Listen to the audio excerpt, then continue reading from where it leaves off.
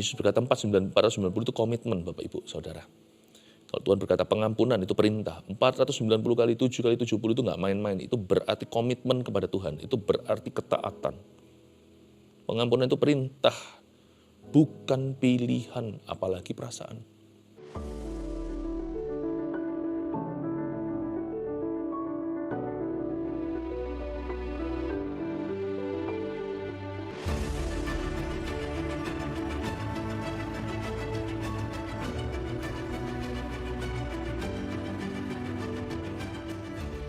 Shalom keluarga satu bersama, Tuhan Yesus selalu manis bagi jiwa kita. Hari ini saya percaya waktu kita masuk hadirat Allah, situasi kita pun akan berubah. Tapi yang Tuhan ubah dulu adalah hatimu dan hatiku. Kami memerlukan Engkau. Kami butuh kuasa-Mu Roh Kudus agar kami bisa hidup sesuai dengan kehendak-Mu dalam rencana-Mu. Sampaikan sabda-Mu yang indah, yang jelas, yang bermakna Tuhan ke dalam hati melalui telinga kami.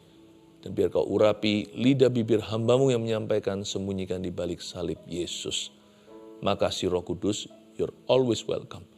Untuk bekerja dengan leluasa di antara umat Allah, keluarga saat teduh bersama. Dalam nama Yesus. Amin. Saya dapat satu kalimat yaitu kuasa pengampunan yang menjadi judul khotbah saya hari ini. Saya merasa ada sumbat-sumbat yang akan terbuka.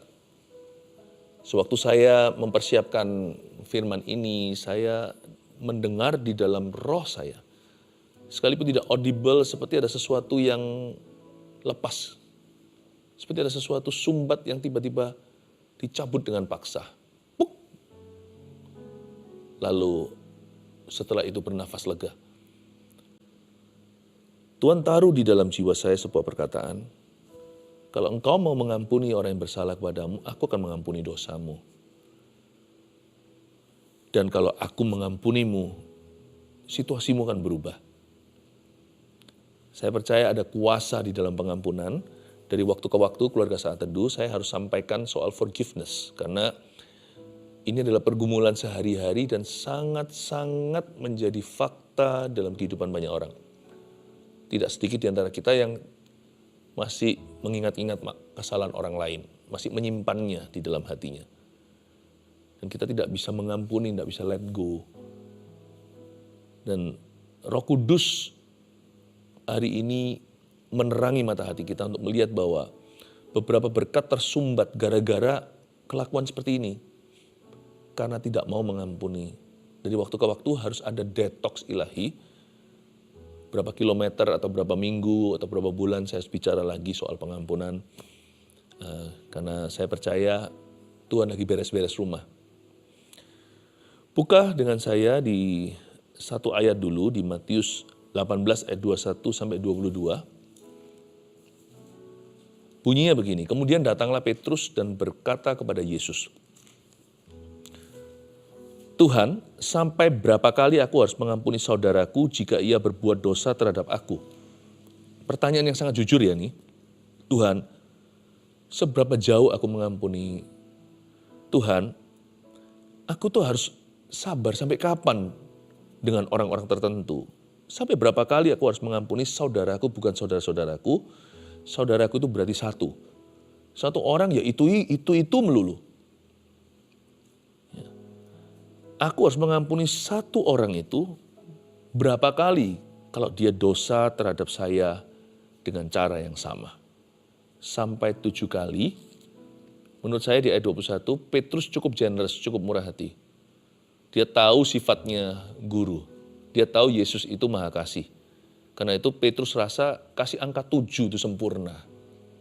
Selain itu, kita disuruh ngampuni orang 7 kali kesalahan yang sama itu, coba pikirkan.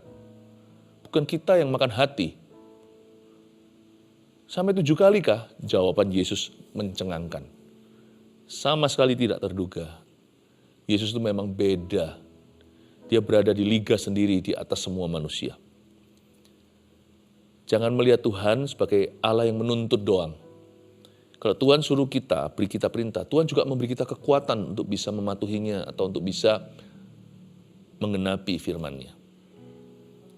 Ayat 22, Yesus berkata kepadanya, siap? Bukan, Bukan 7 kali, berarti di courting ya, berarti di diskon.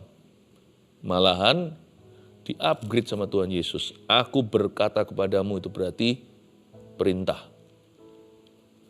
Tuhan berkata dengan tegas, Tuhan tidak berkata aku sarankan. Aku berkata kepadamu directly, Tuhan bicara ke dalam hidup Petrus.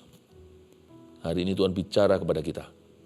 Bukan sampai 7 kali, melainkan sampai 70 kali 7 kali. Wow.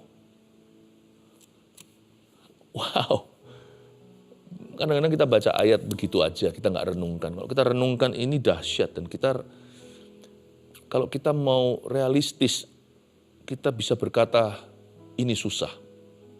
Jujur ini nggak gampang. Begini ya, by the way, kalau Tuhan yang kasih kita kekuatan, Tuhan kita nggak terbatas, berarti 490 kali kita ampuni satu orang.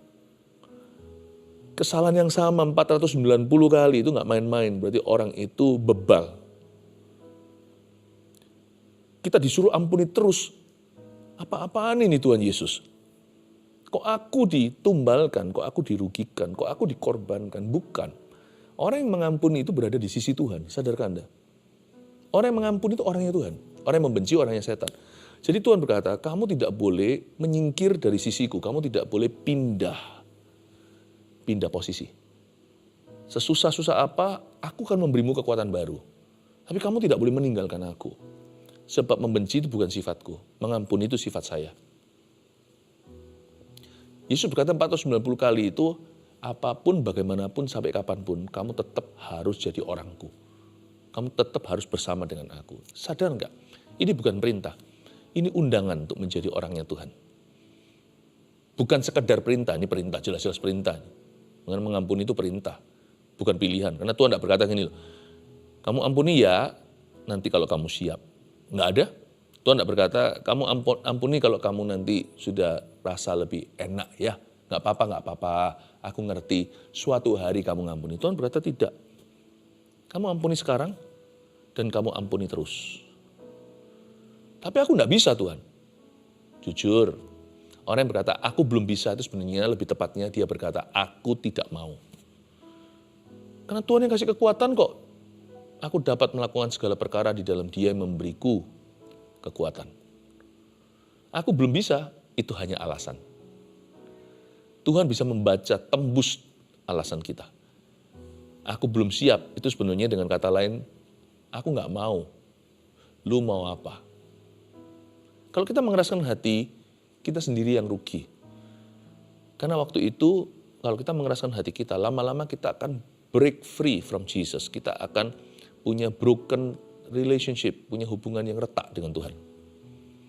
Tuhan bilang kamu tetap harus mengampuni. Ya. Di zaman itu ada seorang rabi yang berkata, ngampuni itu 3 kali. Makanya Petrus tahu Yesus itu superior. Dia bukan rabi biasa.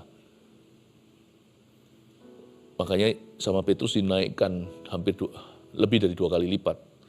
7 gimana? Tuhan berkata 7 kali 70, 490. Wow, untuk mengampuni orang yang sama 490 kali. Susah. Khotbah seperti ini juga nggak populer ya. Karena saya rasa kalau kita bicara soal berkat semua orang happy. Tapi kalau kita bicara soal ngampuni, orang nggak terlalu demen ya kayak ginian.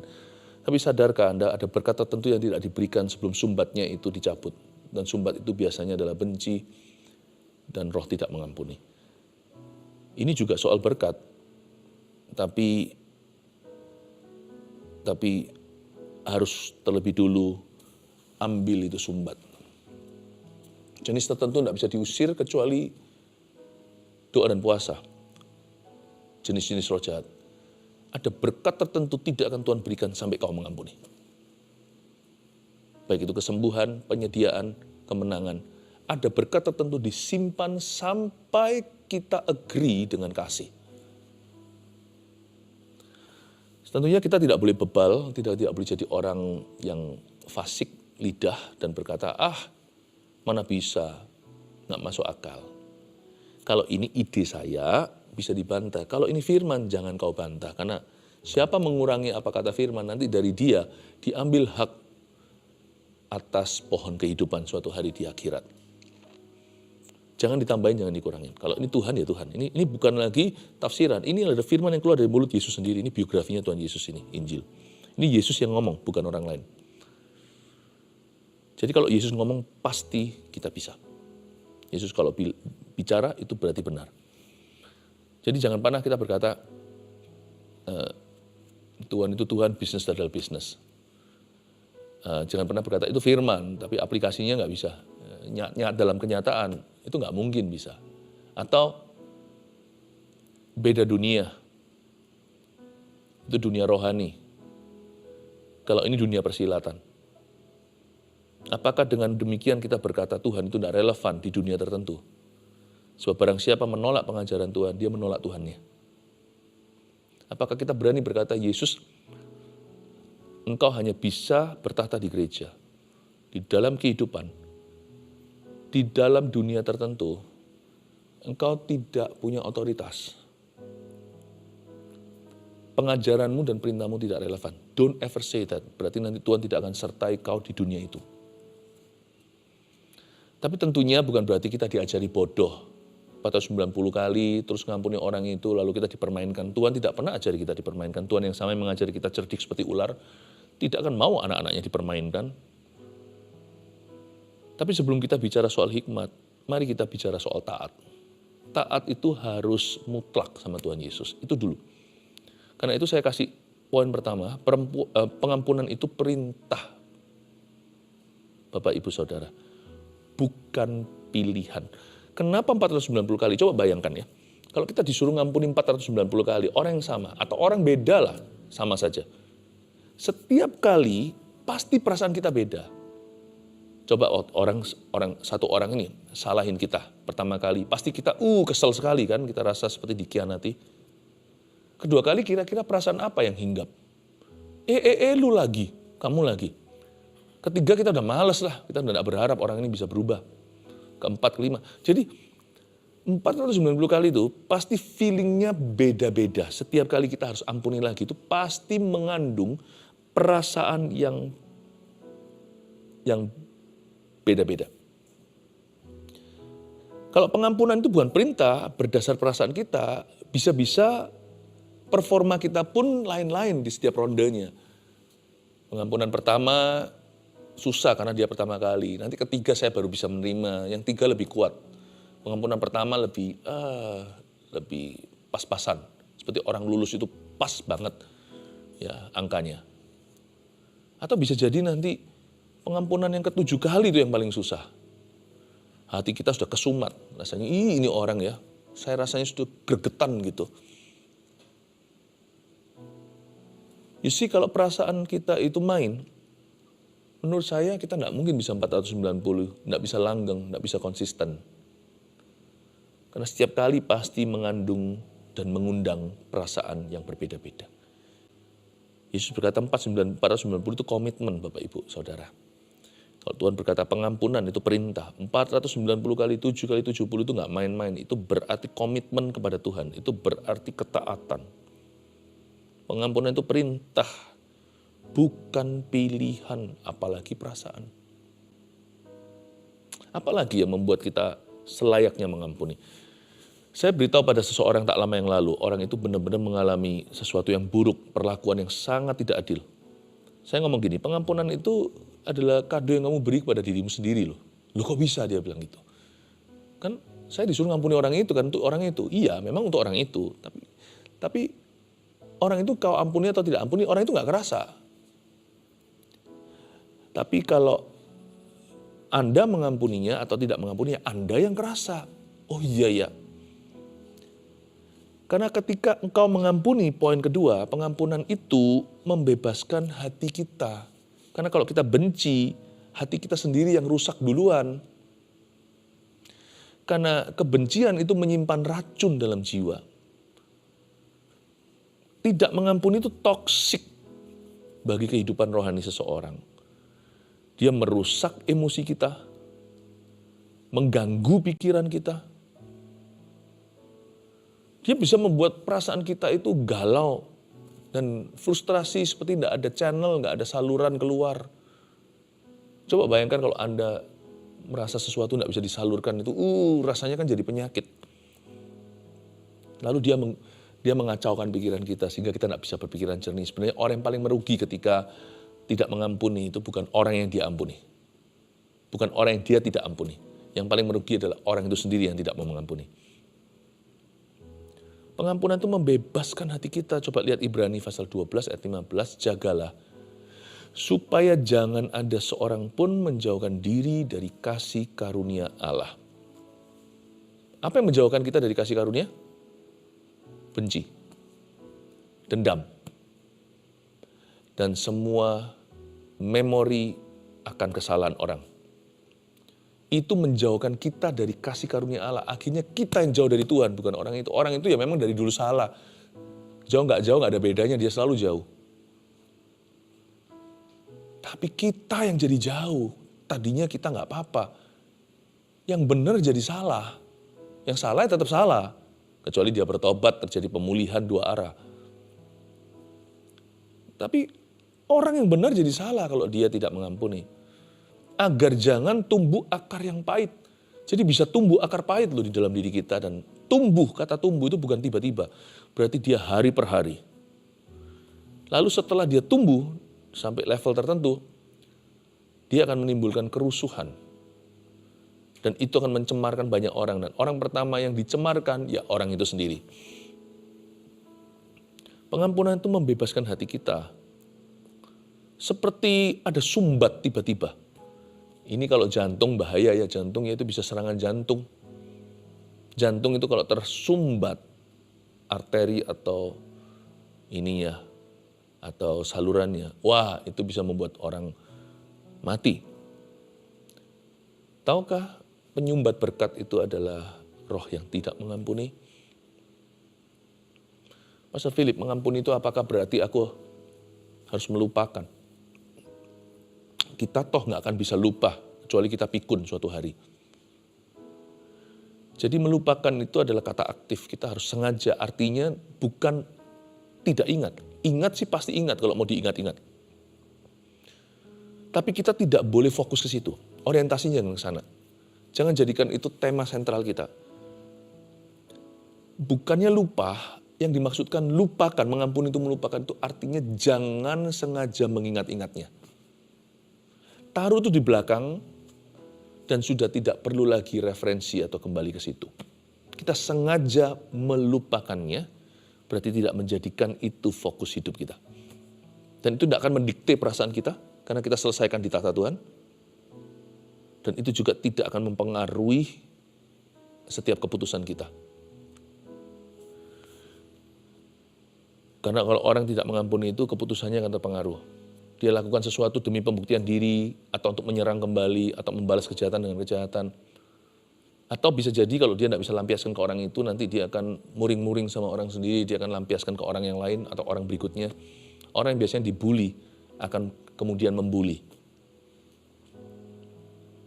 Tapi kalau orang mengampuni, kutuk itu putus, sehingga dia tidak akan menjadi seperti orang yang merugikan dia. Lucunya orang yang pernah dilecehkan, bisa juga nanti menjadi seorang yang melecehkan orang lain. Kok aneh ya? Seorang korban kok berubah menjadi predatornya. Ya itulah kutuk. Benci itu undang kutuk, dan kutuk membuat kita jadi seperti yang kita benci. Tapi kalau kita mengampuni, berkat mengubah orang itu, kita menjadi justru sebaliknya. Lawan kata yang kita benci, kita menjadi seperti Tuhan Yesus. Pengampunan itu membebaskan kita dari cengkraman setan. Dan yang terakhir, pengampunan itu membuka jalan bagi berkat Tuhan. Ini yang saya maksudkan tadi, sumbat yang seperti ada sesuatu yang terbuka. Itu benar. Seperti ada satu jalur komunikasi dengan Tuhan tiba-tiba lancar. Dan kalau jalur sama Tuhan lancar, itu darah mengalir dalam hidupmu. Kalau itu bicara tentang sistem tubuh. Kalau darah itu sudah lancar, ya, sesuatu yang bagus akan dirilis, atau ada sesuatu yang indah akan dilepaskan. dari sorga. Dan biasanya yang pertama-tama terlepas itu adalah damai sejahtera. Itu adalah depositnya. Itu adalah down payment-nya. Ketika kita membayar harga untuk mengampuni, kita dapatkan upah kita. Upah pertama itu bukan materi atau berkat-berkat jasmani. Upah pertama itu kita rasakan damai yang terlepas dalam jiwa kita. Itu ya tak terhingga nilainya itu. Damai kemana kau cari. Berapa duit kau beli. Gak akan bisa menerima damai sejahtera itu. Dan ketika damai dimulai, restorasi pun akan terjadi. Akan terjadi pemulihan. Permulaan hidupmu pulih, titik balik dalam bisnis Anda, dalam kesehatan Anda, rumah tangga Anda. Pokoknya ya, pasti terjadi perubahan. Nggak mungkin nggak. Kalau salurannya dibuka itu pasti ada berubah. Ada sesuatu yang terjadi dan pasti berubah. Pengampunan membuka jalan bagi berkat Tuhan. Coba lihat Markus 11 ayat 25. Dan jika kamu berdiri untuk berdoa, kata Yesus, ampunilah dahulu sekiranya ada barang sesuatu dalam hatimu terhadap seseorang. Kalau lagi doa sama Tuhan ya, jalur atas ini, jalur samping yang ngeblok semuanya itu tolong dibuka dulu. Kalau ada barang sesuatu di hatimu terhadap seseorang, supaya juga Bapamu yang di sorga mengampuni kesalahan-kesalahanmu, supaya terbuka arteri-arteri itu, arteri-arteri sorgawi. Kalau kamu berdoa, coba bayangkan lagi lihat ke atas, suruh cek dan recheck lagi, lihat ke samping kiri kanan, ada yang ngeblok nggak? Orang nggak suka sama kita, ya itu urusan mereka. Tapi kalau kita yang benci orang lain, nah itu urusan kita. Ada nggak yang ngeblok di hatimu terhadap seseorang itu?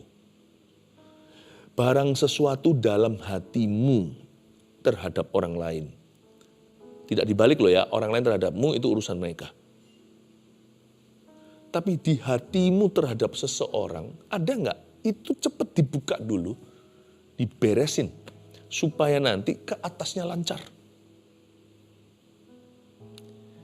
Matius 5 ayat 7 bunyinya, berbahagialah orang yang murah hatinya, karena mereka akan beroleh kemurahan. Murah hati tidak selalu bicara soal mengampuni, tapi orang yang mengampuni pasti harus murah hati. Kalau dia masih hitung-hitungan, dia mungkin bisa berakhir pada pengampunan. Berbahagialah orang yang murah hatinya. Karena, kenapa disebut bahagia? Dikasih alasannya. Karena orang itu juga akan beroleh kemurahan. Tapi nggak fair nanti. Kemurahan yang kau berikan ke orang lain itu nggak sepadan dengan berkat yang Tuhan berikan kepadamu nanti. Karena Tuhan itu nggak mungkin bisa sama levelnya dengan Anda. Apa yang kau berikan kepada saudaramu. Misalnya kalau Anda lihat kakak beradik Anda papanya. Anak Anda itu anak satu dengan anak yang kedua. Berantem, akhirnya salah satu oke lah. Lepaskan itu barangnya. Mereka lagi rebutan misalnya, atau mereka lagi berkelahi hebat karena sesuatu, lalu yang satu let go. Ya udah nggak apa-apa. Kasih kokoh. Apalagi kalau lebih muda, wah lebih mulia. Yang lebih tua, itu pun mulia. Dan sepatutnya, papanya ekspektasi yang kakak ngalah. Kakak berikan, ya sudahlah kasih adik lah pak, nggak apa-apa, aku nggak apa-apa. Itu ya, masa ayahnya akan diam. Apa yang kau lepaskan nanti, tidak akan sebanding dengan apa yang kuberikan. Adiknya bisa main dengan mainan itu, kakak akan diajak pergi ke mall, oke kamu, ayah belikan kamu yang itu. Ya, gantinya yang tadi. Wow, beda. Yang diberikan di let go itu barang bekas, yang diberi barang baru. Makanya ada ayatnya tadi, kalau ada barang sesuatu di hatimu terhadap orang lain, itu barang lama. Nanti yang dikembalikan sama Tuhan itu nanti barang baru. Yang ini barang kecil misalnya, itu barang besar. Apalagi kalau adiknya yang ngalah, coba bayangkan. Yang lebih muda, yang lebih junior. Makanya itu jangan kepahitan misalnya kita yang terkemudian baru kenal Tuhan. Lalu kita lihat kelakuan orang-orang yang terdahulu, mereka udah melayani dulu segalanya, malah kepahitan. Kalau kita bisa tetap fokus ke Yesus, kita tetap memilih untuk bertumbuh dan kita ampuni. Coba bayangkan ya Tuhan itu kan berkata gimana ya. Ini adik loh ya. Sama gitu sama kakaknya, nggak apa-apa, biarkan kakak yang punya. Lalu kakaknya pergi gitu aja bawa barang itu. Itu adiknya nanti, double porsi. Tuhan bawa dia pergi dan kamu pilih jangan 1 tapi 2. Papa kasih ke kamu. Kecuali kalau itu akan merusak kesehatanmu. Wah, makan yang tidak sehat, manis-manis, gula-gula. Papa nggak mungkin akan jerumuskan, tapi sesuatu kalau itu baik bagi kamu, sesuatu yang berguna dan membangun. Kamu jangan pilih 1 ya nak, kamu pilih 2, nggak tentu sama. Buat apa punya 2 barang yang sama? Yang satunya lagi, pilih model yang lain atau pilih jenis yang lain. Papa nggak kasih kamu 1, papa kasih kamu 2. Kenapa? Karena adik mengalah. Wow, orang bilang ngalah itu kalah. Coba lagi baca ayat ini, mengalah itu murah hati. Karena mereka akan beroleh kemurahan. Orang yang murah hati itu, orang itu yang beri. Beroleh kemurahan itu Tuhan yang beri ke orang itu. Kira-kira bisakah kau tandingi pemberian Tuhan? Makanya disebut memiutangi Allah itu ada. Tuhan gak utang sama siapa-siapa, tapi Tuhan jadi seolah-olah obligasi untuk menunjukkan kemurahan kepadamu. Pengampunan itu memang membuka jalan berkat Tuhan, itu sungguhan. Berkat Tuhan tidak tentu melulu soal materi. Itu iya, jangan salah. Itu iya. Siapa bilang itu bukan itu? Itu juga. Karena Tuhan itu berkatnya itu segala sesuatu. Tapi Tuhan berjanji dia akan murah hati denganmu. Dia akan bermurah kepadamu dan dia akan memperhatikan keadaanmu. Paham ya Bapak Ibu Saudara, keluarga Saat Teduh yang saya sangat cintai? Kuasa pengampunan itu memang besar ya. Karena yang kita jamah adalah hati Bapa, yang kita jamah adalah hati Yesus. Wow. Ya setiap orang pasti pernah disakiti lah, siapa yang gak pernah disakiti. Namun setiap hati punya pilihan ya kan? Jangan merasa diri paling malang, semua kita pernah mengalami getahnya. Jangan-jangan kita pula menjadi getah bagi orang lain. Semoga skornya itu ginilah, aku lebih banyak disakiti oleh orang lain daripada aku menyakiti. Lebih baik begitu, bagi saya itu adalah pewahyuan yang bagus. Daripada kalau kita jadi orang yang lebih sering nyakitin orang daripada disakiti. Lebih baik kalau bisa jangan dua-dua. Gak usah menyakiti orang, ya. Tapi kalau bisa sekalian jangan disakiti pula. Ya, di sorga pasti tempat yang indah. Sempurna, gak ada orang yang disakiti. Tapi selama di dunia, ya udah begitulah hidup di bumi. Apakah Anda sering menyakiti orang lain? Bertobatlah. Tapi kalau Anda disakiti, lalu Anda benci, bertobatlah juga. Belajarlah hari ini bahwa pengampunan itu indah, pengampunan itu mulia. Kuasa pengampunan 1, 2, 3, pengampunan itu perintah, bukan pilihan. Katakan amin. 2, pengampunan membebaskan hati kita. Camkan itu dalam hatimu. 3, pengampunan membuka jalan bagi berkat Tuhan. Sebentar lagi kita akan nyanyi satu lagu. Lagu ini dari album GMS di zaman dulu. Ku Percaya Mujizat namanya. Ini sebuah lagu yang liriknya adalah sebuah pengajaran tentang pengampunan. Saya turut menuliskan lirik itu. Dan ini adalah a song, a teaching song. Dan penting sekali untuk kita pelajari, hayati waktu kita nyanyi. Sebentar lagi dipimpin oleh tim. Dan waktu kita masuk ke hadirat Allah lebih dalam lagi, mari bawa setiap hati kita yang salah kepada Tuhan untuk dibenerin. Dan hati yang sudah benar, biarkan kita semakin diteguhkan. Dan waktu kita masuk nanti membawa semua keinginan dan permohonan kita, biar roh doa kita itu terkabulkan. Tuhan itu baik. Saya bacakan kesaksian untuk menguatkan hati Anda. Dari Indrawati CGWF 242 Surabaya. Shalom Pastor Philip dan tim. Ketika anak kami berumur 13 tahun, ia mulai menunjukkan gejala tertekan karena sering merasa terintimidasi oleh teman-temannya. Sering mengalami gangguan tidur, pikirannya kosong, sering terdiam sendiri dan tampak seperti tidak hadir secara emosi. Ketika kami bawa ke psikiater, dan saat diajak berbicara, jawabannya mulai melantur dan tidak nyambung. Total ada 3 psikiater hingga akhirnya anak kami mulai bisa tidur dan kondisinya sedikit membaik. Namun beberapa bulan kemudian tiba-tiba anak kami kembali blank dan seperti tidak sadar diri. Kami menonton ulang tayangan Saat Teduh Bersama tanggal 16 Februari 2022. Temanya saat itu mengalahkan pencobaan. Pastor Philip mengatakan ada seseorang yang sedang mengalami depresi dan kita tidak perlu merasa pencobaan kita luar biasa karena Tuhan mengetahui bahwa pencobaan yang kita alami tidak melebihi kekuatan manusia. Di dalam Yesus Kristus selalu ada jalan keluar dan kita dapat mengalahkan pencobaan itu di dalam namanya. Kami mengimani setiap perkataan yang disampaikan saat itu untuk anak kami. Puji Tuhan, malamnya anak kami akhirnya bisa tidur dan kondisinya berangsur-angsur membaik. Kami membawanya ke psikiater untuk dicek dan dinyatakan pulih serta bisa lepas dari obat-obatan. Tak lama kemudian anak kami dibaptis di GMS SCC dan menerima Tuhan Yesus sebagai juru selamat dalam hidupnya. Kami percaya Tuhan bukan hanya ingin menyembuhkan tapi juga menyelamatkan hidupnya. Hari ini ia tidak lagi kecanduan apapun, bahkan berubah jadi anak yang rajin dan memenangkan beberapa perlombaan tingkat nasional dan akhirnya menerima beasiswa pendidikan di Jepang. Makasih Pastor Philip dan tim atas pelayanan yang sudah menjadi berkat bagi keluarga kami. Tuhan Yesus memberkati. Senang mendengar kesaksian orang-orang yang anaknya, keluarganya ditolong oleh Tuhan lewat saat teduh bersama. Puji Tuhan ya. Ini Stephen Alexander. Shalom Pastor Philip dan tim, saya dari GMS Atlanta, USA. Saya ingin membagikan kesaksian yang kami alami beberapa bulan lalu.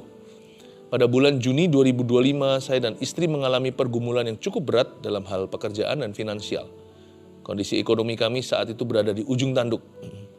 Kami sempat merasa putus asa dan bahkan mempertimbangkan untuk meninggalkan kota Atlanta demi mencari pekerjaan di tempat lain. Namun puji Tuhan, Tuhan Yesus sangat baik. Pada saat itu saya menonton kembali tayangan saat teduh bersama 9 April 2025 yang judulnya Tuhan berkata, jangan takut. Di akhir sesi, Pastor Philip mengatakan bahwa tujuan Tuhan dalam hidup kita baru akan tercapai ketika kita benar-benar berserah kepadanya. Saat itu juga saya mengimani firman tersebut dan mulai menyerahkan sepenuhnya setiap rencana dan kekhawatiran kami kepada Tuhan. Tidak lama setelah itu, puji Tuhan, saya dan istri sama-sama menerima promosi di tempat kerja kami masing-masing. Perlahan kondisi ekonomi kami pun mulai dipulihkan. Makasih Pastor dan tim. Kiranya program Saat Teduh Bersama terus jadi berkat bagi banyak orang. Senang sekali jadi berkat buat setiap kita lewat keluarga, lewat Saat Teduh Bersama. Saya percaya hari ini Tuhan juga akan melakukan yang sama bagi setiap orang yang bergumul dengan sesuatu ya. Ini Wendy T. Tuku berkata begini. Saya jemaat AOG GMS Tomohon. Saya ingin menyaksikan kebaikan Tuhan dalam hidup saya. Saya terhubung dengan GMS melalui Saat Teduh Bersama dan sudah bergabung dengan CG serta GMS selama kurang lebih 4 tahun. Selama di AOG, saya mengalami banyak pemulihan dan perubahan dalam hidup saya. Setelah mengalami pemulihan secara pribadi, kerinduan terbesar saya dalam melihat keluarga saya juga diselamatkan oleh Tuhan. Mama saya dulunya orang Kristen, tapi setelah bercerai, Mama meninggalkan iman Kristen. Selama 4 tahun ini saya terus mendoakan Mama, agar Mama saya kembali kepada Tuhan, walaupun terkadang ada intimidasi dari iblis dan berbagai tantangan. Saya tetap setia melayani. Puji Tuhan, di pertengahan tahun lalu Mama saya akhirnya kembali ke gereja setelah sekitar 20 tahun meninggalkan iman Kristen. Bahkan lebih luar biasa lagi, adik saya yang kedua yang dulunya pernah bersekolah untuk mendalami agama lain juga ikut datang ke gereja bersama kedua adik saya yang lain. Bulan lalu mereka bahkan telah memberi diri untuk dibaptis. Wow, praise the Lord. Tuhan benar-benar menjawab doa saya. Makasih Pastor Philip dan tim Saat Teduh Bersama. Tuhan memberkati. Selamat ya Wendy. AOG itu Army of God. Itu adalah youth ministry-nya GMS yang saya gembalakan. Bersyukur sekali Wendy bertumbuh dan bisa membawa keluarganya yang jauh dari Tuhan kembali ke jalan-jalan Tuhan Yesus. Praise the Lord. Hari ini juga saya percaya itu akan terjadi atas keluarga kita. Tanggalkan semua pikiran negatif, perasaan yang buruk. Waktunya kita menghadap Tuhan Yesus, ganti oli. Tuhan memberimu minyak dan urapan yang baru. Mari kita siap-siap untuk memuji Tuhan dan tim akan memimpin kita. Haleluya. Ambil langkah iman, tuliskan.